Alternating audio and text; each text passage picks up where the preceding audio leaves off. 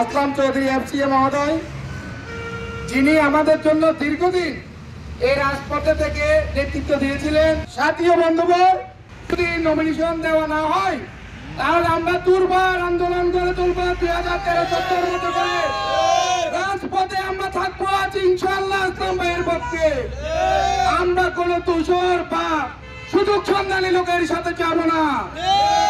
উপজেলা পরিষদের সাবেক ভাইস চেয়ারম্যান নাজমুল নাহার চৌধুরীদের আজকে আমাদের প্রাণের দাবি, আমরা সীতাকুণ্ডবাসীর প্রাণের দাবি, আমাদের সীতাকুণ্ড সংসদীয় 4 আসনে লায়ন আসলাম চৌধুরী এফসিএফকে যেন কোনো বিবেচনা করে নমিনেশন দেওয়া হয়।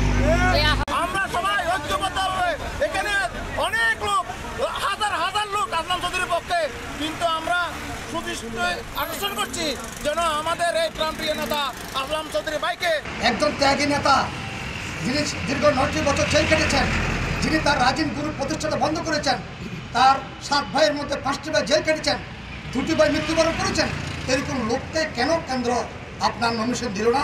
আমরা সেই জন্য হতাশা। আমরা সেই জন্য অতি দৃষ্টি আকর্ষণের জন্য আমরা এই মানববন্ধনের মাধ্যমে কেন্দ্রকে জানিয়ে দিতে চাই, আবেগ নিয়ে ছিনিমিনি না করে অতি সত্ত্বর আসলাম চৌধুরীকে মনোনয়ন দেওয়ার মাধ্যমে আমাদের সীতাকুণ্ডবাসীর দাবি পূরণ করবে। চৌধুরী শুধুমাত্র বিএনপির সেই একজন নেতা নয়, উনি সীতাকুণ্ডের গণমানুষের নেতা, সীতাকুণ্ডের সকলের নয়নমণি। সকলেই চাই এই পেশাজীবী হতে শুরু করে যত রকম সাধারণ জনগণের সকলের দাবি অধ্যাপক আসলাম চৌধুরীকে যেন মনোনয়নটা ফিরিয়ে দেয়। সবার সাথে সম্পৃক্ত সীতাকুণ্ড মাটি ও মানুষের আপামর জনসাধারণের প্রিয় নেতা অধ্যাপক আসলাম চৌধুরী, তাকে যেভাবে নমিনেশন থেকে বঞ্চিত করা হয়েছে আমরা তার তীব্র নিন্দা ও প্রতিবাদ জানাচ্ছি। অধ্যাপক লায়ন আসলাম চৌধুরী সীতাকুণ্ড 4 আসনের এমপি দানের শীষ প্রতীক নিয়ে এমপি হিসেবে আমরা সীতাকুণ্ডবাসী কুমিল্লাবাসী দেখতে চাচ্ছি।